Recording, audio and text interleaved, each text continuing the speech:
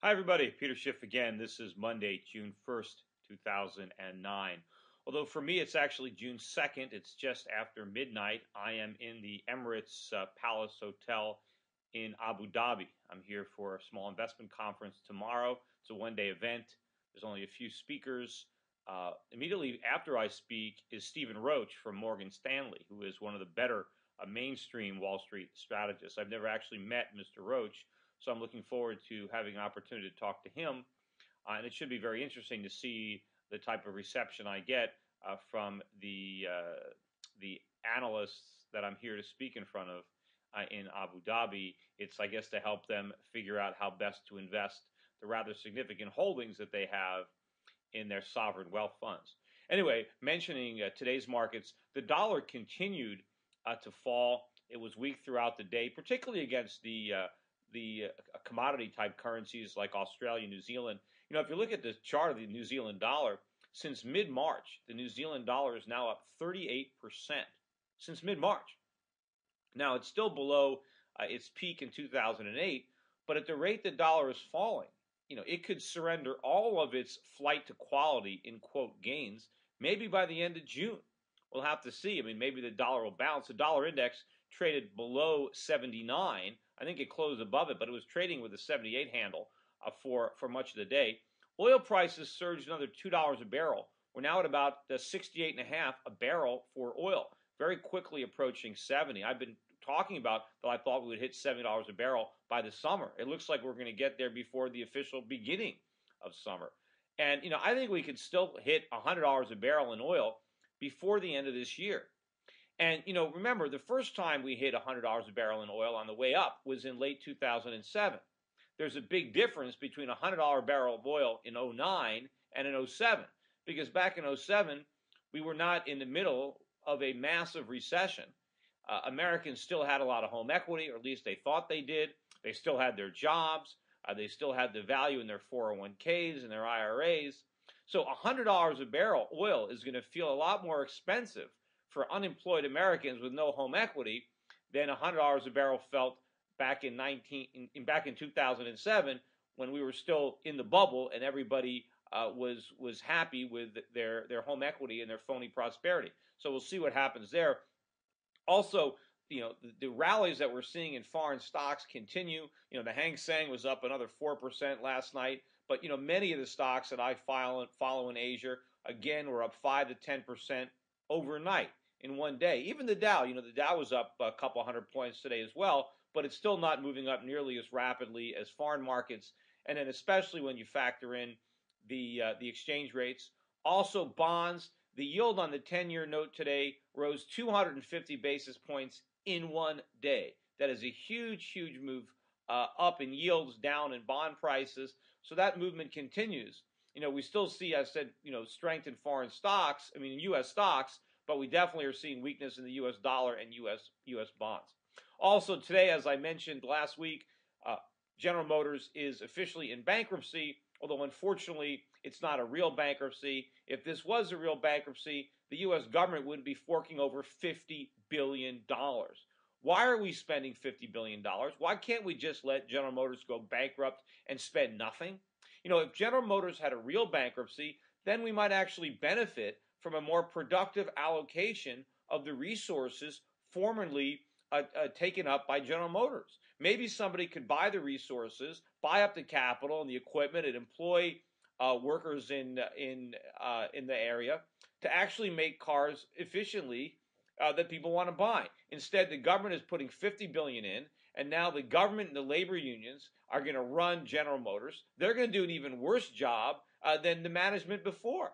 And so instead of gaining something from this bankruptcy, now this $50 billion is just a down payment on a rat hole of losses that will persist in perpetuity. Who knows how much money it's going to cost every year for America to operate this money-losing automobile company. You know, and they're talking about how it's going to change and how they're going to make cars and make profitable cars, but the government can't do that. Governments can't do that. We need free market-based incentives. And for all the lip service that Barack Obama is paying to the fact that the government is not going to interfere, that this company is going to be run by the private sector, that's sheer nonsense. If the government really wanted the automobile industry to be run by the private sector, it would stay out of it.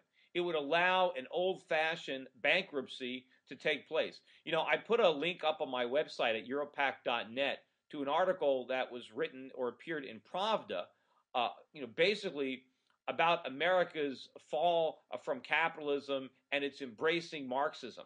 And it's a very, very interesting article written from the perspective of a Russian. Now, obviously, Russian citizens, have a good firsthand experience with Marxism. They lived through it. They suffered from it, and they know it when they see it. And they see it here in the United States. And we should really be concerned when the Russians are accusing us of being Marxists. Also, I want to talk about something else that happened on Friday. I guess the government came out and issued some rules or clarifications between the way these first-time homebuyer tax credits are to be used. Now remember, a first-time homebuyer, according to the government, is anyone who hasn't bought a home within the last 3 years. Now there's an $8,000, I think, maximum credit. And what this new rule says is they can get the credit right away when they close on escrow. And they can use the credit towards their closing costs. Now what the government is saying is they can't use the 8% to apply for the 3% down payment that FHA loans require. But of course that's nonsense, because if you can get the money at closing, obviously if you had to put $5,000 or $6,000 down and you get $8,000 back when you close, then it's all semantics. Obviously you can use the money for your down payment. Now right now 25% of all the mortgages in this country are now FHA mortgages. A couple years ago that was only 3%. A year from now it might be 50%. What is the FHA doing? The FHA is now making it possible with these government tax credits for people to buy houses with nothing down.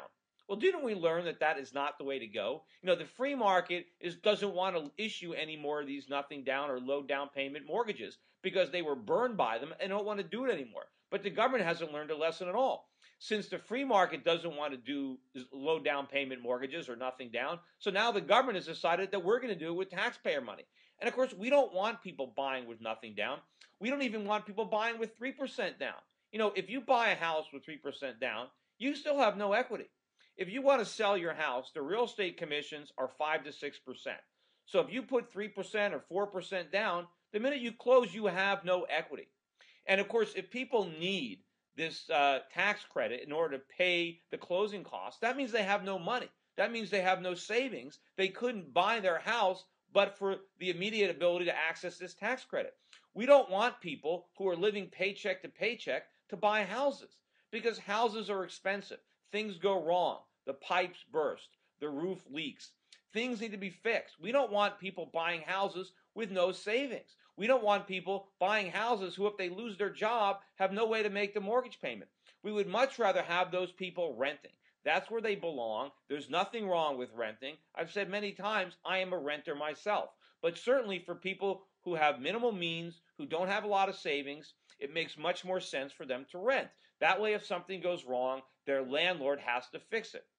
This is the wrong policy. But why is the government doing this? Again, all the government wants to do is try to prop up real estate prices. They want to maintain artificially high real estate prices because they don't want real estate prices to drop, because when they do, it exposes the worthless mortgage assets that are owned by the banks and now by the Federal Reserve. So in order to maintain the illusion of high home prices, the government wants to officially adopt all of the lax lending standards that led to the bubble in the first place. They want to make it possible for American citizens to get subsidized FHA loans so that they can buy properties they can't afford using no money. And of course, that's the same thing that they did with the automobile industry, and they're going to do it again. I'm sure now that government is running General Motors, Larry Kudlow is now calling it Government Motors, they're going to do the same thing, where they're going to let people buy these cars with nothing down and cheap financing, because that's probably the only way anyone's going to want to buy the cars that Government Motors is going to run off the assembly line. Anyway, that's it for today. I'll try to blog again. I'm here in the Emirates up until Thursday, and when I get back to the States on Friday, I immediately leave for another conference, investment conference in Canada over the weekend. Take care, everybody. So long.